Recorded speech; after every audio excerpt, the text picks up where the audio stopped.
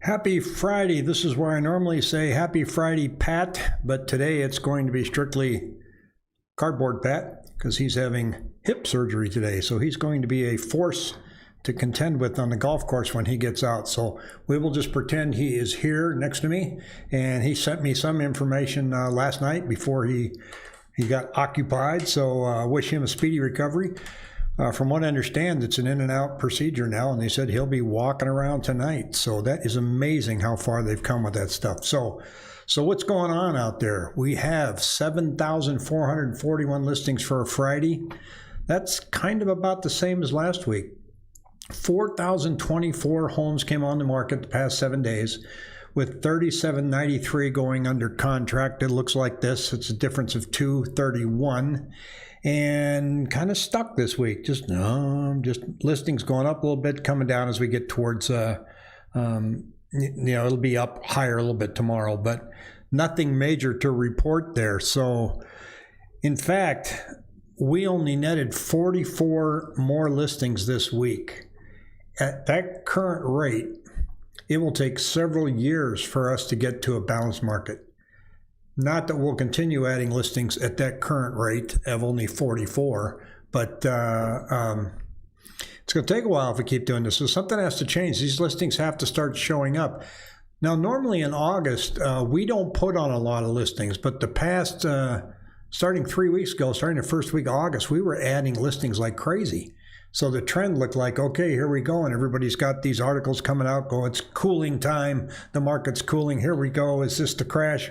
And then it just kind of settled. We're kind of in a, what they used to call a malaise, right? So what's going on in the financing market? We're going to touch a little bit about that today. We're going to look at the rental assistance. And KCH1 here, oh, thank you, Jacqueline. And KCH says, Rick, I've noticed that agents are just relisting homes with new MLS numbers that have been on the market for a while. Seems kind of shady. It's not going to show up as a new listing until you wait 90 days. So, it may be that people put their home on the market, gave up, and waited 3 months and put them on. You can't just pull a listing off and put it up and have it show up as a new listing with a new MLS number. It has to be off for 90 days. So on day 91, you can indeed put it on. When you start to see that people aren't getting their asking prices, be prepared to see all kinds of weird things, tricks, and that's when usually the what's that old saying, when everybody's swimming in the ocean, when the ocean finally, when the tide rolls out, you can see who's naked. So yeah, Jackie says they can't do that. 1 year actually, Rick, otherwise days show. Yeah, so a little devil in the details there. It'll show you days on market, it'll accumulate. Excuse me, I was almost late. My little trailer saga, they finally got it done today.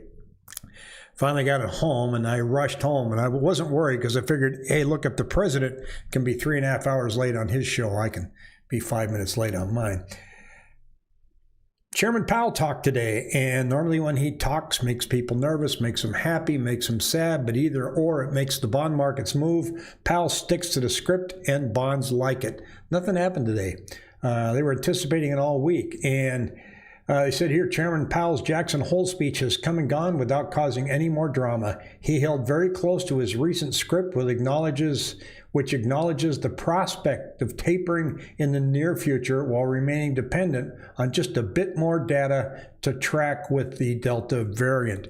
Bonds had positioned defensively ahead of the speech and are simply pricing out all of that defensiveness heading into a week of econ data. So what that basically means is when we look at mortgage rates, today 2.93, yesterday was 2.98.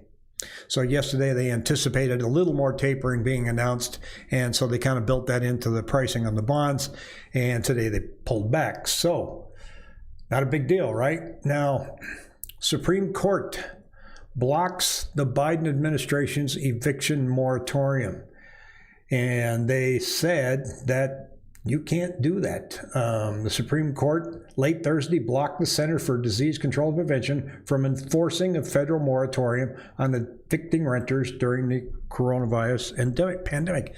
Now, you've heard my stance on this before. A contract's a contract, and I don't think the CDC had any right to interfere in contracts. Now, the sad part is there is billions and billions of dollars out there in rental assistance that has not been tapped into. Stimulus checks begging as evictions loom. In other words, it's another example of how government agencies get too bogged down and they can't even give away money. So the way it works is the feds gave out these billions of dollars, and let's see, how much did they shell out here? $46.6 billion to help renters pay overdue rent and utility costs, but only about $5.1 billion has been given out so far, a mere 11% of the money. Now, I have the link for that rental assistance in the body of this YouTube show in case you need that. But it says, while the funds are being provided by Washington, they're being distributed through hundreds of programs at the state and local level. That's the problem.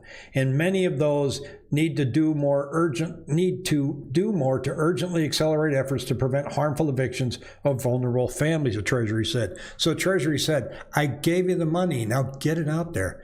Some of the states just haven't done a good job, or counties or other entities, of letting people know how to access this money.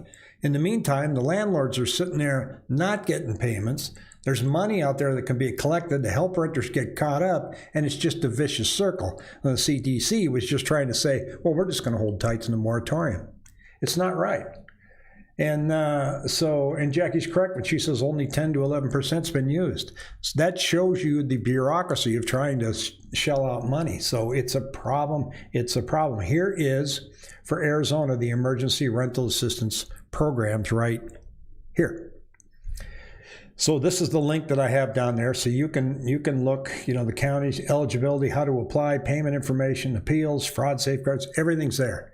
Arizona seems to have done a pretty decent job of getting that doled out. Now, home ownership in reach for more as Fannie Mae to include rent payments in the mortgage approval process. You've been paying your rent faithfully for 3 years, never missed a payment, doesn't show up in the credit reports. You go to get a loan, they say, well, you don't have any rent, you don't have any payment history outside of your car payment credit cards, you have no mortgage history, it's hard to get a loan. But now they're going to start including rental payments. Now, there is a service out there that some large apartment complexes let you sign up for, and they report your rent payments to the 3 credit bureaus. That's a great thing to look into. You can also buy a service, I think it's like $85 for the year, and have your payments show up on the credit bureaus, and I would recommend that if you haven't done that yet, and because it really helps. Because if you're paying $1,500 a month, and now you're going to buy a house and the payment's $1,800 a month, it certainly looks like you'll be able to handle it. So that may help, because in this article, it's talking about consumer advocates say rent payments is likely the best indicator of whether a homeowner will default on a mortgage. It's far more accurate than looking at your car payments, right? Another little trend out here, I'm just kind of cruising the news right now, and that is something called an ADU. What is an ADU? An ADU is an accessory dwelling unit, tiny homes. Some of these you can take and you can put in resort areas and you can rent them. You have to take a look. You have a detached ADU, a detached, attached, interior, and they're starting to get really popular right now. And the reason is they don't cost that much money. Secondarily, if you've got a big house, you have a big lot, some cities let you put that in the back, use it as a rental, use it as an office, use it as a short-term rental, and it can be a pretty good cash cow for you. So look up ADU and see if you can find something for your neighborhood. Forbearances and delinquencies.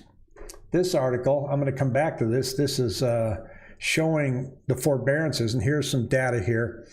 It's showing the red line are foreclosures.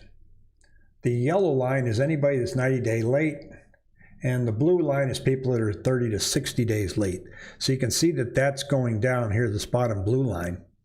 And you can see that foreclosures are barely there, but seem to be a lot of people 90 days late. So if you go back and look, historically, we're at a moderated level, but we aren't where we were during the crash. Briefly we were, but as people are exiting their forbearance plans, and this is single-family delinquency rates, you can see they're coming down. They're down to 2%. Historically, we've always run about 1%, so we're still high, but what does it mean? KCH has a comment. I see what they're doing, changing agents and listing with the same images makes it look like a new listing on Redfin and Zillow. When you look at all the MLS, it shows current days on market. That is correct. Here's your foreclosures, folks. This is how many are in inventory right now, just barely there in Q2 of 2021. So the decline in single-family REO properties in the first half of 21 compared with the first half of 2020 was due to the suspension of foreclosures that began in March 2020 as a result of COVID-19 pandemic. In response to the pandemic and with instructions from the FHFA, we have prohibited our servicers from considering foreclosures on single-family homes through July 2021. So there are people that are going to have to put their home in foreclosure status because they either can't catch up or they don't have enough equity, but that number is really, really tiny.